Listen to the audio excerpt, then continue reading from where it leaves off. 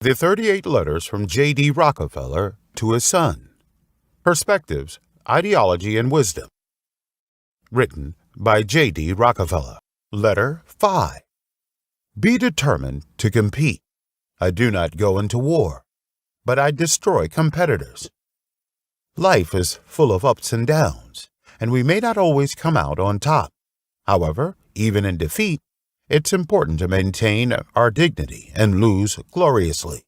We should never rely on crutches to support us, but rather stand strong on our own 2 feet. Remember, there is no shame in admitting defeat, but there is in surrendering without a fight.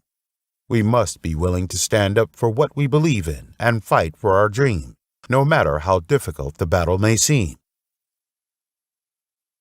February 19, 1901. Dear John, I have bad news to tell you that Mr. Benson passed away last night. I am very sad. Mr. Benson is an old rival and one of my few admired opponents. I am deeply impressed by his outstanding talent, tenacious will, and grace.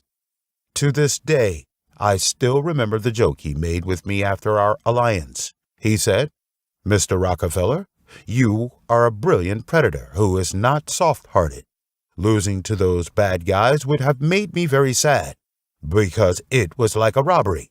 But playing with people like you, whether I win or lose, will make me happy." At that time, I could not tell whether Mr. Benson was complimenting me or praising me. I told him, "Mr. Benson, if you can replace the predator with the conqueror, I think I will gladly accept it." He smiled. I admire the warriors who are still fighting bravely against their enemy. Mr. Benson is such a person. Before Benson became my enemy, I had just defeated the nation's largest railroad company, the Pennsylvania Railroad Company, and successfully subdued the nation's 4th and last large railroad company, Baltimore and Ohio Railroad Company. Just like that, together with my most loyal allies, the Erie Railroad Company and the New York Central Railroad Company, the 4 major railroad companies in the United States, have all become tools for me to tame. At the same time, Standard Petroleum Oil's pipelines extended bit by bit into the oil field, giving me absolute control over all major oil pipelines, connecting oil wells and railroad trunk lines.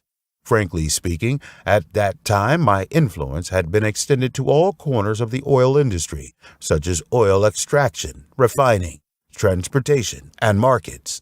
If I say that I have the power of life and death of oil producers and refiners, it is not a lie.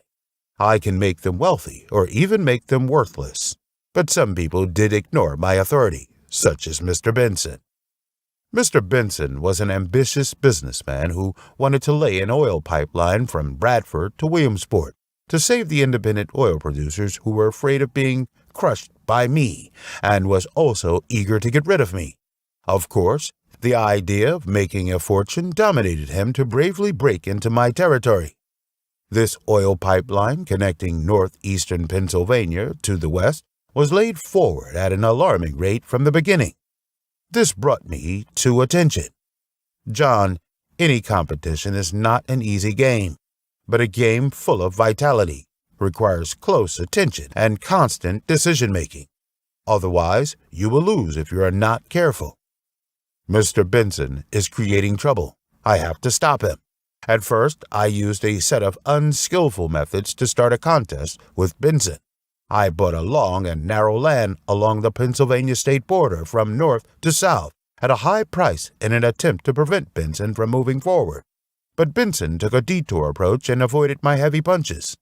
As a result, I became an inactive landlord and instead helped the farmers there become rich overnight. Then I used the power of my allies and asked the railway company to never let any oil pipelines cross their railways. Benson did the same and successfully broke through again. Finally, I wanted to use the power of the government to stop Benson, but without success, as I watched Benson become a hero. I know that I have encountered a tough enemy to conquer, but he cannot shake my determination to compete, because the 110-mile pipeline is my biggest threat. If I let the crude oil flow there unimpeded, they will also acquire the supply line to New York. Then, Benson will replace me as the new owner of the New York oil refining industry. Concurrently, I will also lose ownership over the Bradford oil field. This is something I cannot allow. Of course, I do not want to push them to the brink of desperation and trap them. My real goal is to get what I want without paying too high of a price. I can't let Benson come here and destroy the market that I built with all my efforts. This is my life's effort. So, when the Benson's company was about to start surging, I proposed to buy their stock. Unfortunately, they refused. This angered many people. Mr. O'Day, who was overseeing the company's pipeline transportation business, wanted to destroy it to punish those who did not know better. I despise such an evil idea, as only incompetent people will use such undesirable methods. I told O'Day, "Kill your stupid idea. I never thought I would lose, but even if I lose, the only thing I should do is to lose gloriously. If anyone can play tricks behind his back without being caught, he will almost certainly gain a competitive advantage. However, evil and unethical behavior is very dangerous. It will make him lose his dignity, and he may even go to jail.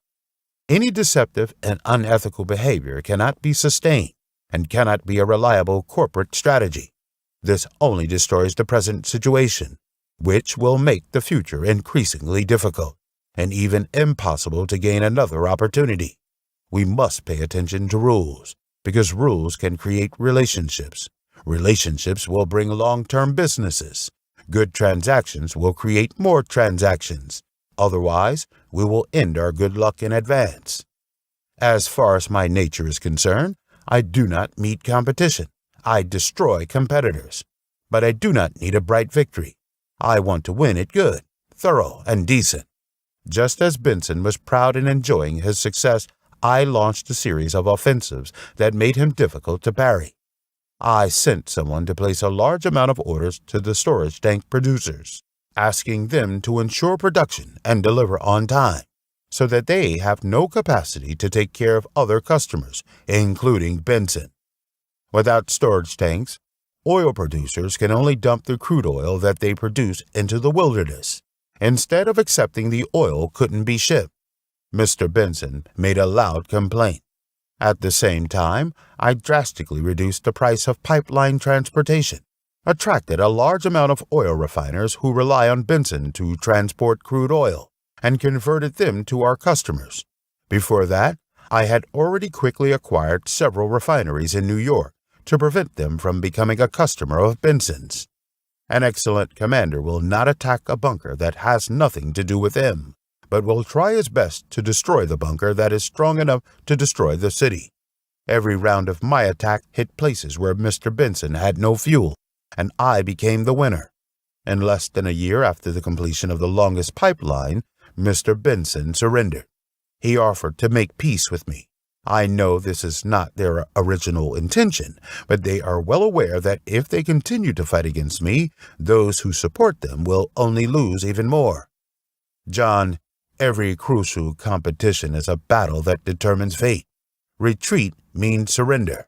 Retreat will turn you into a slave. The war is inevitable. Let it come. In this world, competition will not stop for a moment, and we will have no time to rest. All we can do is bring a steel-like determination to face all lands of challenges and competitions, and we must be in high spirits and happy. Otherwise, it will not produce good results. To win the competition, it is important that you stay alert. When you constantly see your opponent wanting to weaken you, that is the beginning of the competition. At this point in time, you need to know what you have. That kindness and tenderness may hurt you, but then you need to use all the resources to win the battle. Of course, to win the competition, courage is only one aspect of winning, and you also need to have strength. Crutches cannot replace strong and powerful feet. We must stand on our own feet and rely on ourselves. If your feet are not strong enough to support you, you should not give up and admit defeat, but should work hard to hone, strengthen, and develop your feet and let them exert their power. I think Mr. Benson, who is in heaven, will agree with me. Love, your father.